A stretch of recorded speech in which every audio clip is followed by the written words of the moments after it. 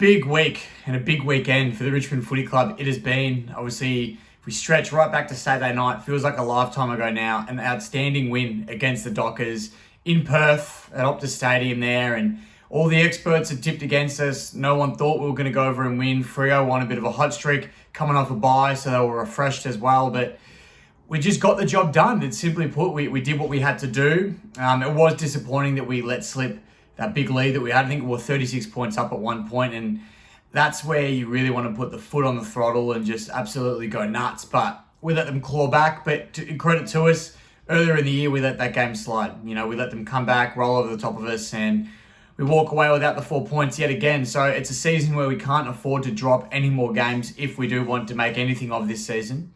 And blokes like Shea Bolton made a certainty that that wasn't the case this weekend. He was absolutely outstanding. He had his 14 disposals, a goal. I can't remember all the stats off my head. I don't have them in front of me anymore, but he was outstanding. Tim Taranto, again, another cog to our machine that's just dominating every week. And I know everyone looks back to what Kane Corn said and has a go at him, but I thought he was just absolutely outstanding. It was also Liam Baker's 100th game, Daniel Rowley's 150th, so it was a few milestones for us there as a team, and it was unbelievable to go out there and get the win for the boys. I'm not going to talk about the game too much because it's been a few days. We all know what's happened there, and there's some bigger topics I wanted to touch on because this is a bit of an update video. I will touch on the free kicks because I've had a lot of people message me about those, and at three-quarter time we had 3 free kicks to their 17 or 15, whatever it was. It was a big number, a big discrepancy as well.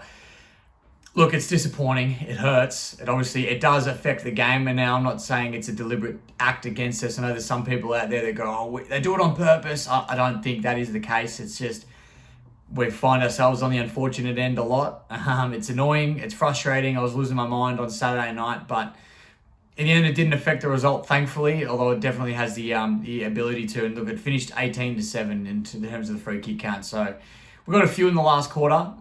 But yeah, look, it's hard, but you can't blame the game or the results on these decisions. It's hard. It's easy to, and I think that's the easy way out. But at the end of the day, if we had lost this game, you could point at the free kicks, but you could also look at the fact that we had blew a 36-point lead. But we didn't, so we don't have to talk about any of that, thankfully. But we will move on to some bigger talking points. And I'll start with Ryan Mansell because it did involve the Fremantle game with his bump on James Aish. Now, they've given him 3 weeks.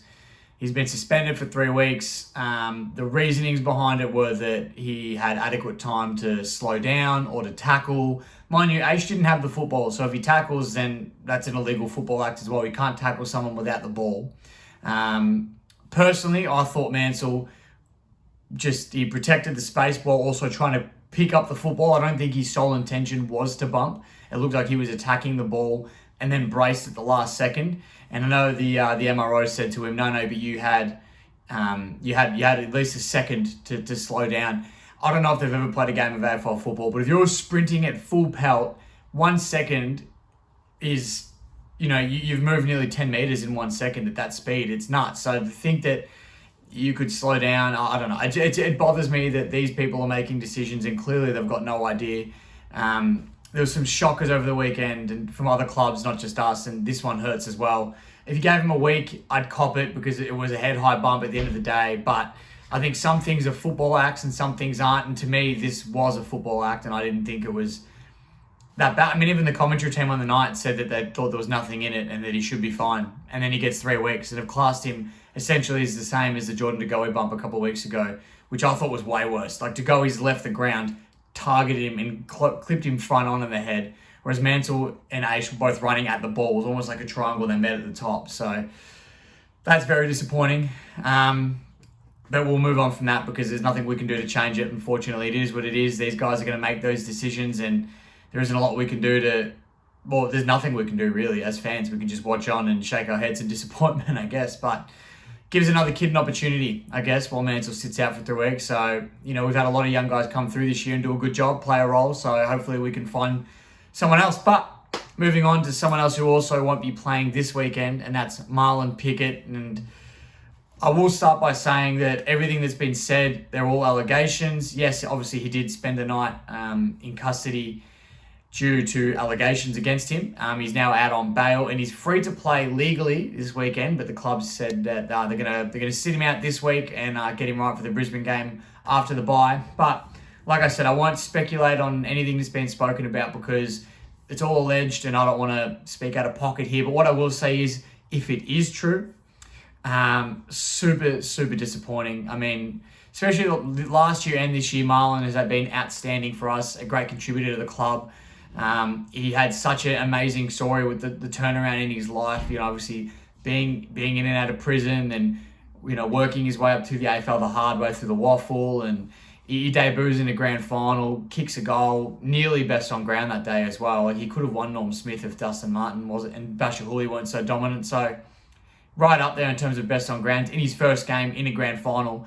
Also the week before, or a few days earlier, whatever it was, he won the VFL grand final, and I'm pretty sure he was best on ground in that too. So just an outstanding story from where it's come from. He's got a young family, he's got 4 kids. They're all in primary school, so it looked like things were really on the up for him. And if this turns out to be true, it's just super disappointing way to one to repay the people that supported you and were around you and backed you in, including the Richmond Footy Club. Obviously South Fremantle as well did that. I'm sure his family's been doing just that also. So that's super disappointing on that front. Just not many people get second opportunities in life. So to see someone potentially waste their second opportunity is really disappointing. Not just for us as fans, because at the end of the day, football is just a game, but more so, for those close to Marlon and himself, I'm sure would be felt let down if this does turn out to be true. But we don't know. Unfortunately, we can speculate all we like. I know his history doesn't help him in this situation, but we can't judge purely on that, which is what I'll say. So I won't dive into that too much more. I'm proud of Richmond for going by the innocent until proven guilty standpoint. I know a lot of the time now we're quick to say, nah, you're accused, you've done it, and then banish them, and then later down the track potentially find out they did nothing wrong. So it's a tough one, but I am for the innocent until proven guilty, because at the end of the day, unless they've got cold hard facts and you can prove that whatever they've done is wrong, then by all means, do whatever you need to do, punish as seen fit. But if you can't prove that anything's happened and we could potentially be, doing damage to an innocent man, then I don't want to harp on that too much, but they're just my quick thoughts on that one. So look, hopefully we see Marlon out there against Brisbane. I'm sure he'll train, he'll rock up to work every day, as Brendan Gale said, and he'll do the right things to get himself ready to go. But yeah, he's going to miss one game. Fremantle will miss a game as well. So there's 2 forward options for us. Who do you guys think we bring in? I think that's a big question, because Mantle's been playing a good role, but there's a forward.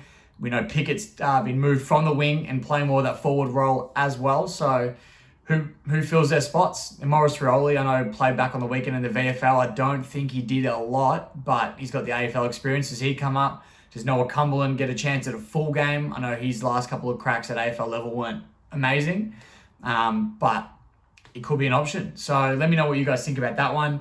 And that's pretty much all. It's obviously a big week. We've got Cochin's 300th on Saturday night. I'll be dropping a video on Friday. It's going to be a bit of a tribute to Cochin. Also a bit of a preview for the Saints match, but a bit of a tribute to Koch and what he means to this club, because he'll always be captain to me. I know Nank and Grimes are doing a great job, but I think Koch will always be captain to me, and I'm sure it's the same as a lot of you guys watching out there today. So yeah, big week. Cochin's 300th. Big game against the Saints at the G Saturday night as well, but I'll get into that in the next video. But that's all I've got for today. Thank you for watching. There was a little bit to unpack, a few things to talk about.